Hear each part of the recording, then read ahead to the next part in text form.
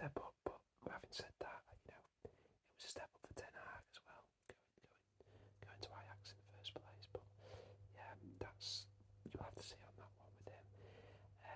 Also going through Ajax's squad, they've lost Onana, they had Stekelenburg, and filling in a bit last season when Ten Hag fell out with Onana. They're now playing at the start of this season. Remco Pasveer, he's played the first 4 league games. He's 38. You know, that feels like maybe a bit of an issue. However, Owen Findal is a really good signing. I think at left back that's a cracker of a signing. They've got him for 10 mil from Alkmaar.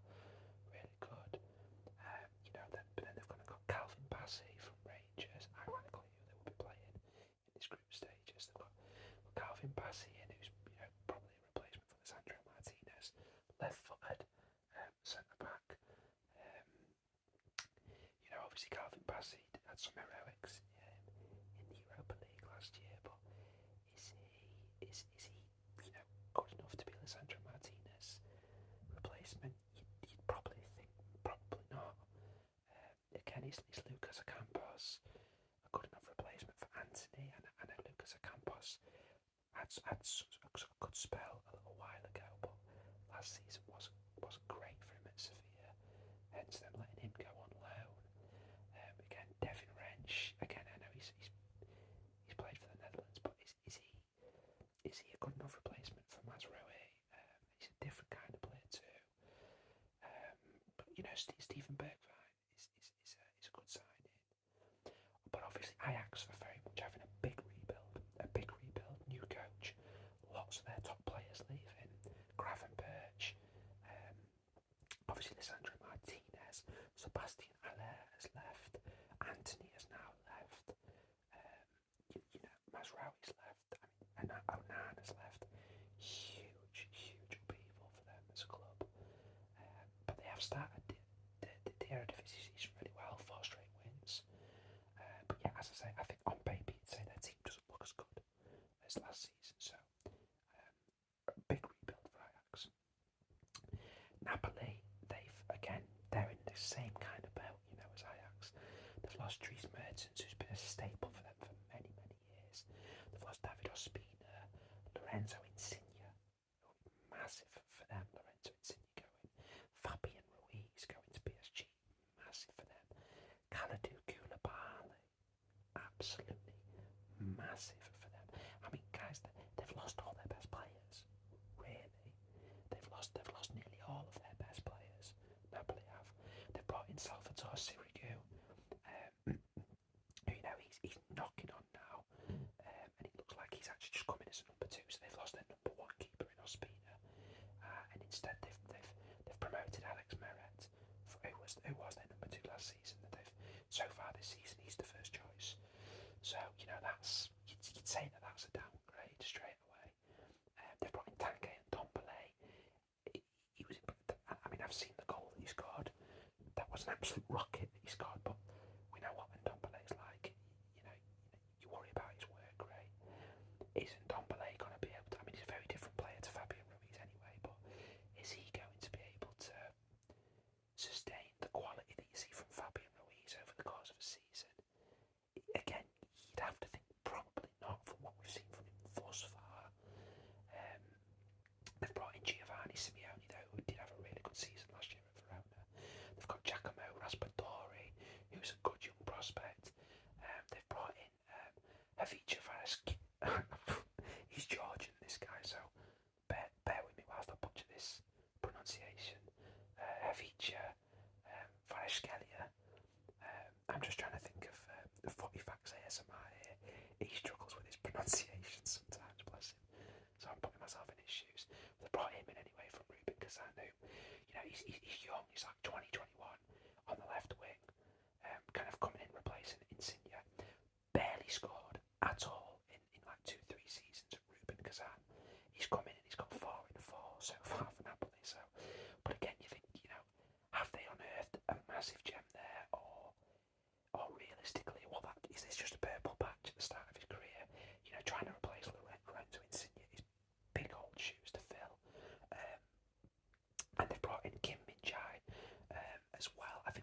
Galatasaray or somewhere like that. I think they brought him in from centre back. And again, filling Kalidou Koulibaly's shoes is massive. So again, like Ajax, pick up evil, and again on paper, absolutely looks like a worse team.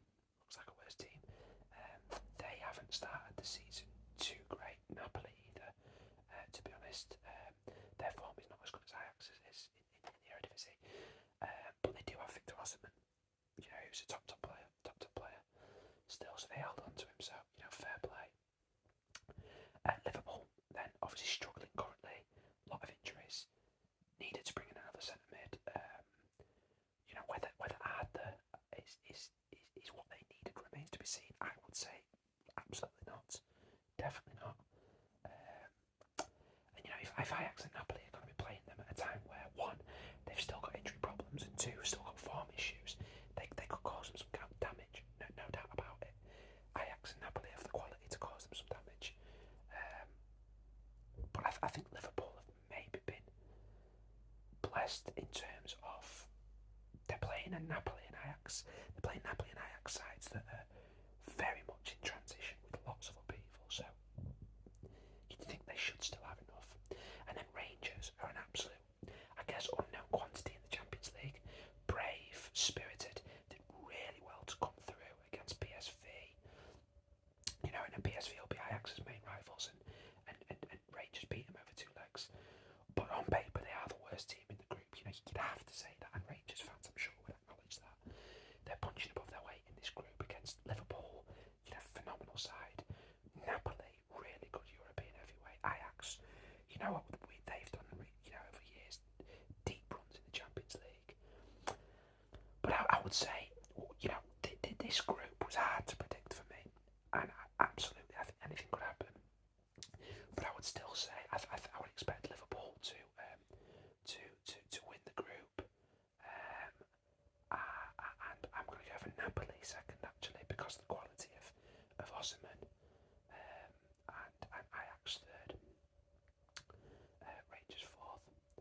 Next group then we've got Atletico, Bayer Leverkusen, Club Brugge and Porto, which again is a cracking little group. The Champions League throws together this stuff, doesn't it? It's a fantastic competition, we love it.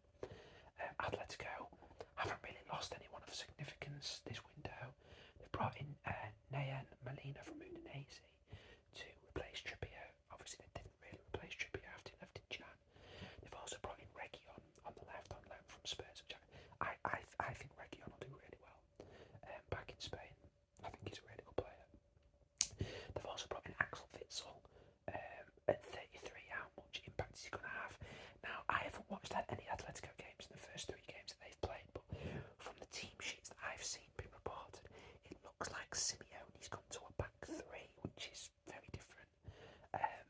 And it looks like Axel Witsel's playing almost as a sweeper, again, which is very, very different. So I don't know if that is the case, if anyone has seen and pointed out to me, but that's what it's showing on paper to me. Obviously Morata's returned from loan and he's been starting for them as well up top. They lost 2-0 at home to Villarreal, which is not a good result for them so far in Liga. And I would say overall, their squad hasn't really progressed this summer, and they obviously don't seem to be the force they once were at Atletico. They didn't do great last season, did they? Bayer Leverkusen, they have had an absolutely dreadful start to the season. 1 win and 3 losses so far in the Bundesliga. Haven't had any significant outgoings this window. They've brought in Hudson-Odoi on loan, who obviously they'll be hoping can revive his career with them. They've also brought in Adam Klozek from Sparta Prague. He's a good young prospect. A lot of people had him on their radar. They're a decent side, Leverkusen, but obviously these losses are very worrying and they're in really bad form. Club Brugge, they've lost Bas Dost, who has been a decent player for them, and of course Charles de Ketelaere, who's their best player. They've lost him to AC Milan, which is a massive blow for them. They've brought in Kyle Larin from Besiktas, who he's done well with this Canada team that have managed to get to the World Cup, but very underwhelming at club level at Besiktas. They've brought in Dedrick Boyata, who personally I'm a bit of a fan of. It'd be a good experience for them. He played a lot of games last year in the struggling to Berlin team. I think going back to Belgium, I think he should be a big player. You would expect for Club Brugge.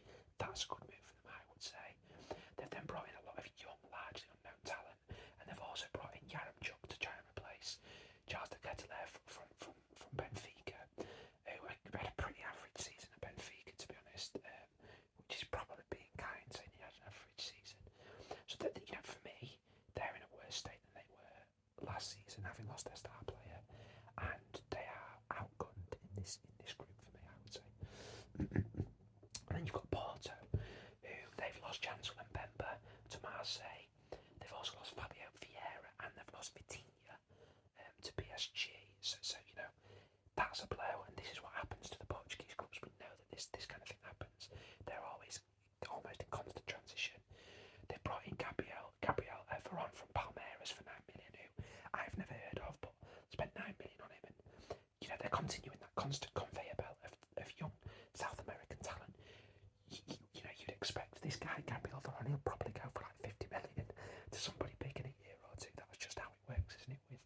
With the likes of Porto, Benfica, and Sporting, they get the best of the South American talent and then they sell them on.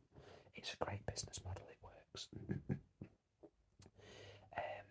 And they've also brought in very highly rated centre back David Carmo from Braga for 18 mil to you know replace Chancellor Mbemba. So pretty good move for that, I would say. Club Brugge are the worst team in the group. Leverkusen have had an awful start to the season, but you know, and despite their decline, Atletico on paper they are the best team. However, I've got a sneaky suspicion that Porto might just top this group. I've just got a funny feeling with Atletico going through still though in second, Leverkusen third. Next group then we've got Barcelona, Inter, Bayern, and Victoria Pilsen. This is the hot group, guys. This is the sick group. Barca, as everybody knows, they've had a wild summer, spending money that they shouldn't even be allowed to spend, selling off a lot of their TV rights in order to go kind of all in at the poker table. As we all know, they need to hope that this kind of spin of the roulette wheel that they've done will work and will sustain them sporting wise and bring in lots of revenue for the next 5 years. Because if it doesn't, they don't have the ability to raise funds in the way that they have done this season. This was a one season only event that they could do because now that they've sold off the TV rights, they don't have anything else to sell off. So if this goes tits up for them and they remain in debt and they can't sell players on and it spirals, I absolutely could see this club going under. 100%, I could see it going under.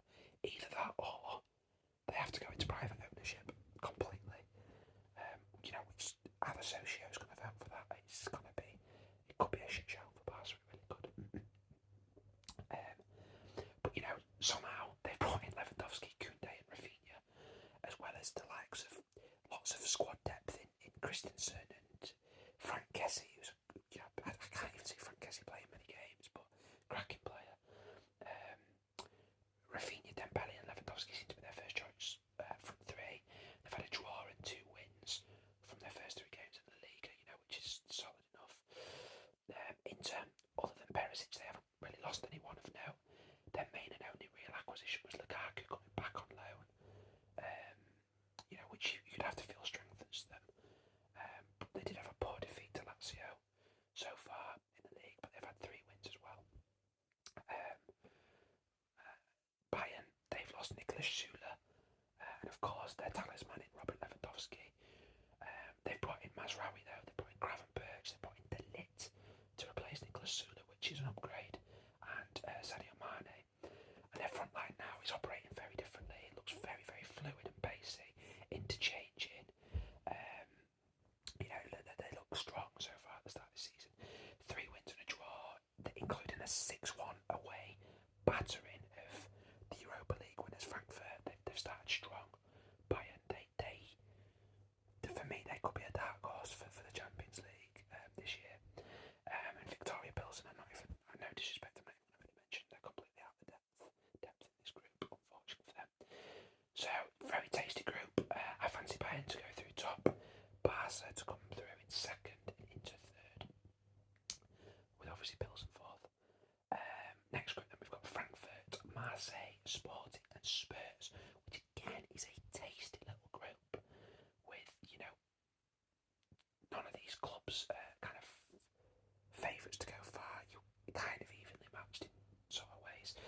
Frankfurt then, obviously Europa League winners as I've just mentioned. They lost Filip Kostic to Juve this summer, which that's big for them because he was a big part of how they played. Huge amounts of assists for them. They've brought in Luca Pellegrini, who's come the other way back from Juve. You know, he's a downgrade, you would have to say. They've back to the Bundesliga, and kind of unfortunately, I would say their other additions are kind of just as uninspiring as bringing back Mario Kart. So no disrespect. And they've had a poor start to the season: 1 win, 2 draws, and obviously that dropping by Bayern. So they're struggling at the minute.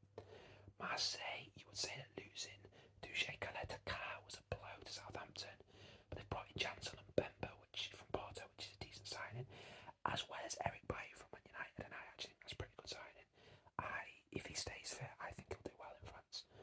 They've also lost Boubacar Kamara to Villa, which is a bit of a blow, but they've brought in Jonathan Klaus from Lens, who had a really good season last year at right back, and they've started the season well with 3 wins and a draw.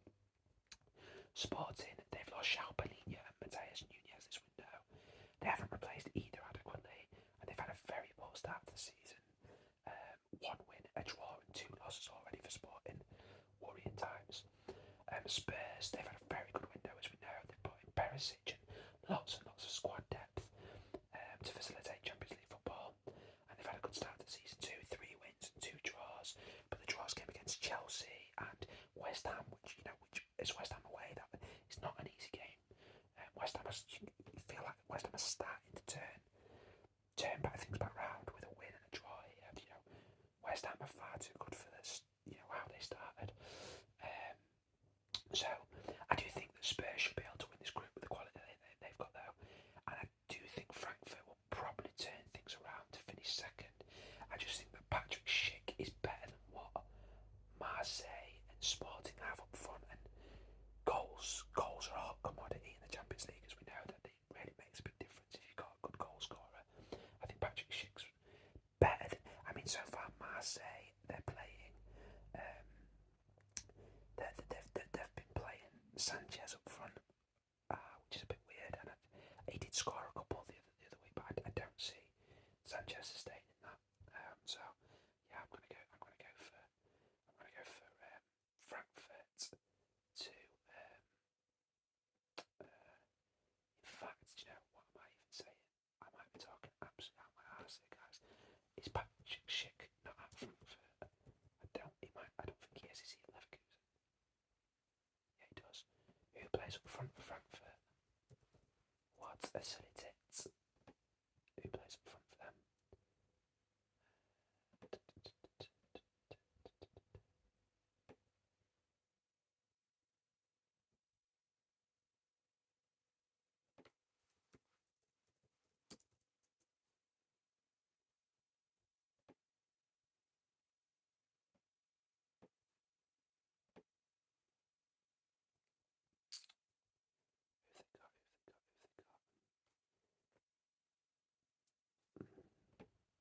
Yeah, they've got Gertz now, haven't they?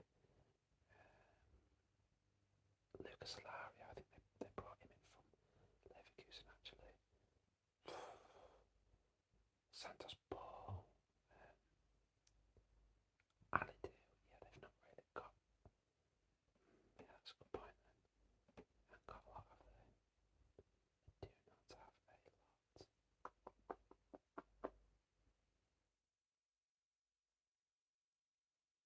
They're struggling as well. Yeah, I'm gonna go for Marseille to come through actually. Sod it. Marseille second. Next group, with that in mind, Frankfurt third, and Sporting fourth. Next group, Chelsea, Dinamo Zagreb, Red Bull Salzburg, and AC Milan. Obviously, Chelsea have had a shaky start to the season: 2 wins, a draw, and 2 losses. The losses coming against Leeds and Southampton as well will worry them. Things don't look right for them defensively as well. They've had so much upheaval in that defence. Is Aubameyang the answer to their striker issues as well? It would seem unlikely, considering how his final period at Arsenal went, but you never know. It seems to me like he's lost a lot of pace. That's one thing I would say.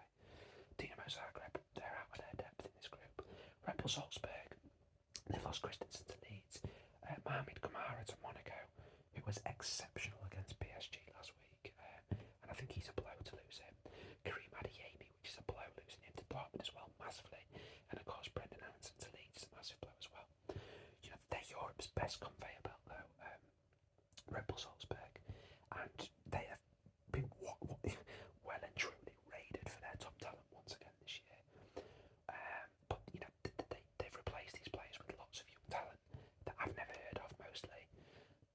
their scouting department seems to have a real knack for finding gems. And again, they've started the season well, 5 wins and 1 loss.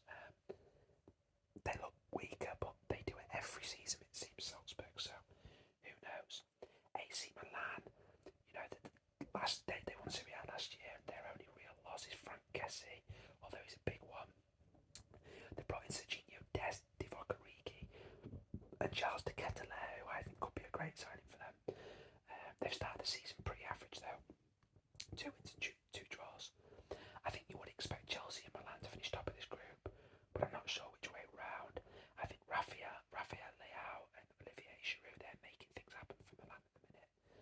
I think Reece James returning to fitness would be an advantage against Leao to try and nullify him though. And I'm gonna go for Chelsea to just about top the group, Milan second, Salzburg third, with Zagreb fourth. Next group then we've got Celtic, RB Leipzig, Shakhtar and Real Madrid. Celtic haven't had a big window, but they are back on form with 5 wins from 5. The defence at the title start really strongly, and Kyogo is on fire. He looks a player, doesn't he?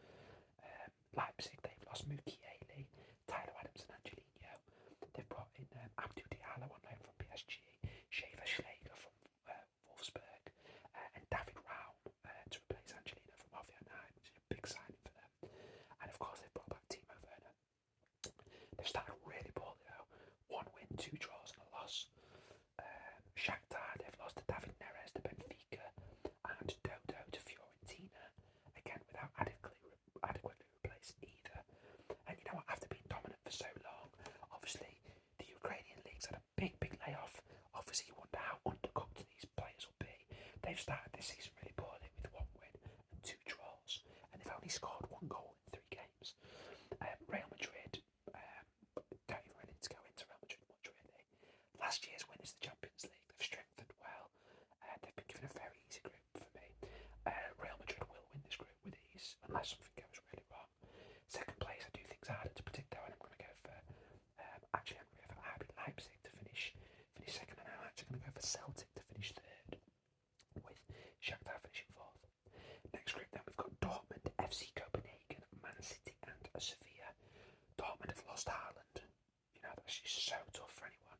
They then went and got, obviously, Sebastian Haller to replace him, and we know what's happened there, and that's just really unfortunate for everybody. Wish him all the best, obviously. They've also lost Axel Witsel. They've brought in Nico Schlotterbeck from Freiburg, who's a really good young prospect defender. They've also brought in Nicolas Sula from Bayern on a free, which I think is a very big signing for them. They brought in Karim Adeyemi from Salzburg, who was really good, and they've started with 3 wins and a loss. FC Copenhagen, they're completely out of their depth in this group, so I'm not going to talk about them. Man City, they just look frightening, don't they? I think they're going to, is it their year? Is it their year? You would have to say, really, that it's very hard to look past City for the Champions League this year now that they've got Haaland. Sevilla, they've lost their first choice centre-back partnership in Jules Koundé and Diego Carlos. They've brought in very highly rated Nianzou from Bayern and Marco from Galatasaray as replacements. They've brought in Isco, Alex Telles and Kasper Dolberg as well. And they've started the season horrendously with a draw and 2 losses. So City should absolutely dominate this group for me and finish top of the canter. And I'm going to go for Dortmund second and Sevilla third, with Copenhagen fourth. Benfica, they've lost their star player in Darwin Núñez. They've also lost a lot of their kind of aging players who've been big players for them over the years, like Haris Severovic, who's gone to MLS. They brought in Julian Draxler on loan though, and it will be interesting to see if they can revive his career. They've brought in David Neres from Shakhtar as well, as their usual contingent of kind of new South American talent they've brought in from Brazil and Argentina, players that no one's ever heard of, who you expect will be amazing in 2 or 3 years. And they've started the season very well with 4 wins out of 4. Juventus, big overhaul for Juve this summer. They've lost De Ligt, Dybala, to a lesser extent Dennis Zakaria, who was a squad player, Arthur as well, who didn't really play a great deal. He's not started any games this season, I don't think. They lost Bernardeschi as well. They've brought back Pogba. They've got Di Maria. They've got Paredes on loan from PSG. Philip Kostic at left back.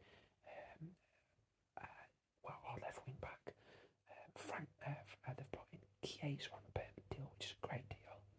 And they've also brought in the Serie A Defender of the Year to replace De Ligt, which is Bremer from Torino, which is a great signing. They've started average though with 2 wins and 2 draws. Maccabi Haifa completely out of their depth in this group, and then the PSG as well started well under Christophe Gaultier. Actually, I really worried about them because he's played a 4-4-2 for years and years and years and doesn't deviate from it. Won the title with Lille, which was obviously a big shock. Went to Nice, did really well with Nice last year, but he's abandoned the tried and tested 4-4-2 and gone for a back three, and that seems to be proving a success for him so far at PSG, which is working wonders, working absolute wonders. Ramos, Marquinhos and Kimpembe working really well together as a back three. This is allowing Hakimi and Nuno Mendes to play us out and out wing backs, providing all the width inside. That's working really well, looks really balanced. They've then got quite hard working and good on the ball midfielders, just 2 central midfielders, again working really well. And then that's allowing the front three to flourish. Messi is kind of playing a completely free role as a 10, super suiting him at this age, in this stage of his career. Neymar's kind of making runs in behind, but also dropping deep, floating between a 10 and a striker. And then Mbappe, striker. I think this system's getting the best out of this front three. This front three has scored an absolutely ridiculous amount of goals and got a ridiculous amount of assists so far.